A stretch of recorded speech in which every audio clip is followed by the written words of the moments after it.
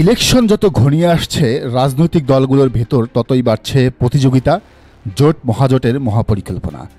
আওয়ামী লীগ যেহেতু এই মুহূর্তে নিষিদ্ধ এবং বেশিরভাগ নেতাকর্মী পলাতক, তাছাড়া আগামী ইলেকশনও তারা অংশ নিতে পারবে কিনা সে ব্যাপারে অনিশ্চয়তা তৈরি হয়েছে। ফলে এখন এই 2026-এর ইলেকশনে মূলত প্রতিদ্বন্দ্বিতা করবে আওয়ামী লীগ ছাড়া নিবন্ধিত বাকি 54টি রাজনৈতিক দল। এর মধ্যে আওয়ামী লীগের 14 দলীয় জোটের 13 দল, বিশেষ করে জিএম কাদেরের জাতীয় পার্টি, হাসানুল হক ইনুর জাসদ, রাশেদ খান মেননের ওয়ার্কার্স পার্টি, তারা ইলেকশনের প্রতিযোগিতা থেকে অনেকটাই ছিটকে পড়েছে। জাতীয় পার্টি রংপুরে 1-2টি আসন ছাড়া দেশের কোথাও আর আসন পাবে না বলেই মনে করেন রাজনীতি বিশ্লেষকরা।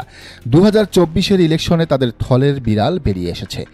দেশবাসী বুঝে গেছে জাতীয় পার্টি এখন একটা নখদন্তহীন বাঘ। লীগের সাথে জোটে থাকা বাকি দলগুলোর অবস্থা আরও নাজুক।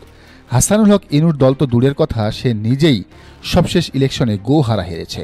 ফলে সামনের ইলেকশনে 14 দলীয় মহাজোট অনেকটাই অপ্রাসঙ্গিক। কারণ আওয়ামী লীগ না থাকার কারণে আর রাতের ভোট অসম্ভব হওয়ায় এদের কেউ একটা আসনও পাবে না বলেই প্রায় নিশ্চিত রাজনীতি বিশ্লেষকরা। তো এই 14টা দল বাদ গেলে বাকি থাকলো আরও 41। এই 41 দলের ভেতরেই মূলত লড়াইটা হবে আগামী ইলেকশনে। এখন এই দলগুলোর চরিত্র বা তাদের আদর্শ অনুযায়ী আগামীতে নির্বাচনী জোট হবে। বাংলাদেশে মূলত 3টি পন্থার রাজনীতি হয়, ডান, বাম আর মধ্যপন্থা। এর মধ্যে আবার চরম ডান চরম বামও আছে। তবে মূলত উপরের 3টি পন্থা নিয়েই কথা হবে আজকের ভিডিওতে। আর কোন দলের সাথে কোন দলের জোট, সেই জোটের ক্ষমতায় আসার সম্ভাবনা এবং ভোট নিয়ে আন্তর্জাতিক কয়েকটি সংস্থা কর্তৃক পরিচালিত জরিপের ফলাফল বিশ্লেষণও করব আমরা। তো গুরুত্বপূর্ণ ভিডিওটি সবার সাথে শেয়ার করুন, সাথে অবশ্যই সাবস্ক্রাইব করুন সামনের ভিডিওটি যাতে আপনি দেখতে পান। তো সরাসরি চলে যাই বিশ্লেষণে। একটা ধাঁধা বলি, বাংলাদেশ জাতীয়তাবাদী দল বা বিএনপি ডান বাম নাকি মধ্যপন্থার রাজনীতি করে বলুন তো? মধ্যপন্থা। তবে তাদের আদর্শে শিফট চলে আসছে। তারা এখন আর পুরোপুরি মধ্যপন্থী রাজনৈতিক দল নয়, এখন তারা বামে মোড় নিচ্ছে। কেন? সোজা কথায় বললে ভোটের রাজনীতিতে সফল হওয়ার জন্যই। শুরুতে বলেছি দেশে এখন আওয়ামী লীগ নাই। মধ্যপন্থী দাবি করলেও মূলত তারা একটা বামপন্থী দল। এরা হলো ভারতপন্থী বাম আর কি। তো লীগ নাই, লীগের জোটে থাকা বাম রাজনৈতিক দলগুলো প্রায় উধাও। এখন লীগ না থাকলেও লীগের ভোট তো আছে। বিশেষ করে হিন্দু জনগোষ্ঠীর প্রায় 1.5 কোটি এবং মুক্তিযুদ্ধপন্থী তথা 71-এর চেতনাপন্থী অন্তত 1 কোটি ভোট তাদের আছে। এর বাইরে বঙ্গবন্ধু, শেখ হাসিনার ফ্যান ফলোয়ার সব মিলে এখনও অন্তত 4 কোটি ভোটের মালিক আওয়ামী লীগ। এদের রক্তেই মূলত আওয়ামী লীগ। এরা হাসিনার অপকর্ম দেখে না, ব্যাংক ডাকাতি, লুটপাট, টাকা পাচার, গুম এসব তাদের ধর্তব্যের বিষয়ই না। ভোট হলে ব্যালটে অটোমেটিক তাদের সিলটা নৌকাতেই পড়বে। এ তো গেল লীগের ভোট। এই দেশে বামেদের সংখ্যা কম হলেও শহরে তাদের একটা ভোট ব্যাংক আছে। বাংলাদেশের কোনো বাম দল একা ভোট করলে একটা আসনও জিতবে না, এমনকি তারা সব দল মিলে ভোট করলেও একটা আসন পাবে না। কিন্তু শতাংশের হিসাব করলে শহরের প্রগতিশীল দাবি করা একটা বড় অংশের ভোট তাদের আছে। সাথে আছে একটা বড় শক্তি, তা হলো মিডিয়া। বামদের লোকবল না থাকলেও প্রথম আলো, ডেইলি স্টারের মতো পত্রিকাগুলো তাদের হাইলাইট করে তাদের অস্তিত্ব টিকিয়ে রেখেছে। এসব পত্রিকার সম্পাদক কিংবা সাংবাদিকরা বেশিরভাগ বাম সংগঠন, ছাত্র ইউনিয়ন করা মানুষ। আপনাদের প্রিয় সাংবাদিক খালিদ মহিউদ্দিনও একসময় বাম রাজনীতি করেছেন, জাসদ ছাত্রলীগের নেতা ছিলেন। আর এই অল্প কিছু ভোট আর মিডিয়ার সাপোর্ট নিতেই আওয়ামী লীগ সবসময় বামদের সাথে জোট করত, বামদের সরকারে প্রাধান্য দিত। এখন লীগ আর তার মিত্র বামেরা তো নাই। তাহলে সামনের ইলেকশনে এদের ভোটের কি হবে?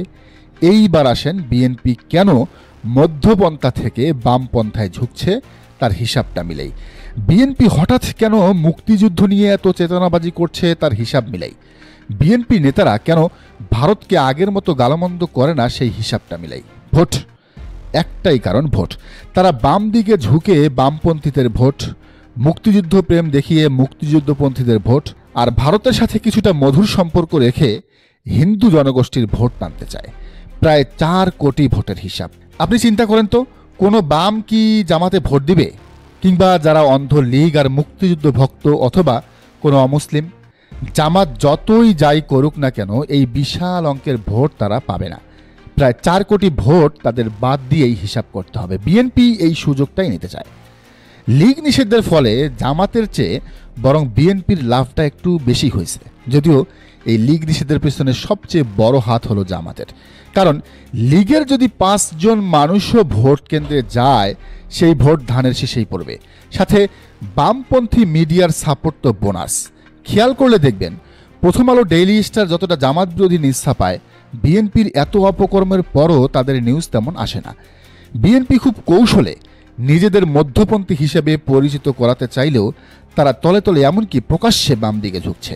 চিন্তা করেন, বিএনপির চেয়ারপারসনের উপদেষ্টা সাবেক ছাত্রলীগ নেতা মুক্তিযোদ্ধা ফজলুর রহমানকে দিয়ে সারাদিন বিএনপি মুক্তিযুদ্ধ করায় কেন?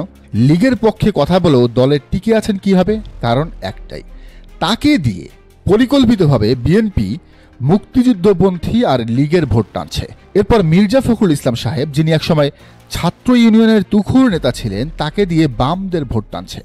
আর সংখ্যালঘুদের ভোট বুঝে নেন, ভারতের ইশারায় সব ভোট যাবে ধানের শীষে। কারণ ভারতের বাংলাদেশে এখন আওয়ামী লীগের বিকল্প একটাই, সেটা হলো বাংলাদেশ জাতীয়তাবাদী দল বিএনপি। আর এটাই বিএনপির ভোটের রাজনীতি। এজন্যই তারা ক্ষমতায় আসার ব্যাপারে এতটা উৎফুল্ল, একেবারে শতভাগ নিশ্চিত। আগে নৌকা পাওয়া মানে যেমন এমপি হওয়া কনফার্ম ছিল, এখন ধান পাইলেই পাস, এমন একটা ধারণা নিয়ে তারা বসে আছে।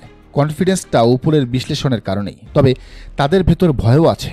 ভয়টা হলো জামাতের জনপ্রিয়তা এবং বিএনপির নেতাকর্মীদের ধারাবাহিক অপকর্ম। মানুষ অতিষ্ঠ, বিরক্ত। জামাত 5 আগস্টের পর যে ব্যাপক হারে জনপ্রিয় হচ্ছে তা বেশ কয়েকটি জরিপে উঠে এসেছে। এর আগে প্রথম আলোর মতো পত্রিকার প্রতিবেদনেও আপনারা তা দেখেছেন। তাছাড়া পিনাকি ভট্টাচার্যের জরিপেও দেখা গেছে বিএনপির চেয়েও জামাতকে মানুষ এগিয়ে রেখেছেন। এবার উন্নয়ন গবেষণা প্রতিষ্ঠান ইনোভেশন কনসাল্টিং বাংলাদেশ, ব্রেইন এবং ভয়েস ফর রিফর্ম কর্তৃক পরিচালিত জনগণের নির্বাচন ভাবনা 2025 ফেব্রুয়ারি-মার্চ শীর্ষক একটা জরিপেও দেখা গেল অবিশ্বাস্য ফলাফল।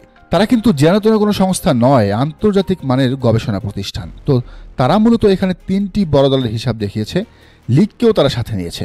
তো এই জরিপে দেখা যায় দলভিত্তিক জনসমর্থনের হিসাবে বিএনপি 41.7%, জামাতে ইসলামী 31.6% এবং আওয়ামী লীগ ভোট পাইছে 13.9%। খেয়াল করেন, বিএনপি এত কৌশল করেও জামাতের চেয়ে মাত্র 10% ভোটে এগিয়ে। ভোটের আরও বছরখানেক আছে। এর মধ্যে বিএনপির জনপ্রিয়তা যে আরও কমবে তা প্রায় শতভাগ নিশ্চিত। কারণ তারা ইতিমধ্যে খুনের সেঞ্চুরি হাঁকাইছে, চাঁদাবাজির রেকর্ড গড়ছে, জমি দখল, ডাকাতি, এসবের হিসাব তো নাই। তো এই জরিপটাই 10 মাস পরে করলে ঘটনা পুরা উল্টা হতে পারে। এবার আসেন, জামাত এককভাবে মানে দল হিসাবেই পাইছে 31.6%। যদি বিএনপির বাম জোটের বিপরীতে, মানে বিএনপি কিন্তু অলরেডি সিপিবি, গণসংহতির মতো বাম দলগুলোকে কাছে টেনে নিছে, তো বিএনপি যেভাবে বাম দিকে ঝুঁকছে, জামাত যদি ডানপন্থী সব দল মানে চরমনাই, হেফাজত, খেলাফতে মজলিস সহ অন্যদের এক ছাতার নিচে এনে একটাই মার্কা দেয়, তাইলে কিন্তু হিসাব পুরা উল্টে যেতে সময় লাগবে না। বিএনপির ভয়টা এখানেই। তারা তাই নানাভাবে লোভ লালসায় ফেলে আলেমদের ঐক্য বিনষ্ট করার চেষ্টা চালাচ্ছে। ইসলামী দলগুলোর অফিসে গিয়ে ধর্ণা দিচ্ছে। কারণ তারা জানে দেশে ইসলামী জোট হলে বিএনপির ক্ষমতায় আসার স্বপ্ন দুঃস্বপ্নে পরিণত হবে। সরকারি দল নয়, বরং বিরোধী দল হয়েই আগামী 5 বছর তাদের কাটাতে হবে। দর্শক, বিশ্লেষণ শুনে আপনার কি মনে হয় জানান কমেন্টের ঘরে। আর এই চ্যানেলে নতুন হলে অবশ্যই সাবস্ক্রাইব করে বেল আইকনটি বাজিয়ে রাখুন।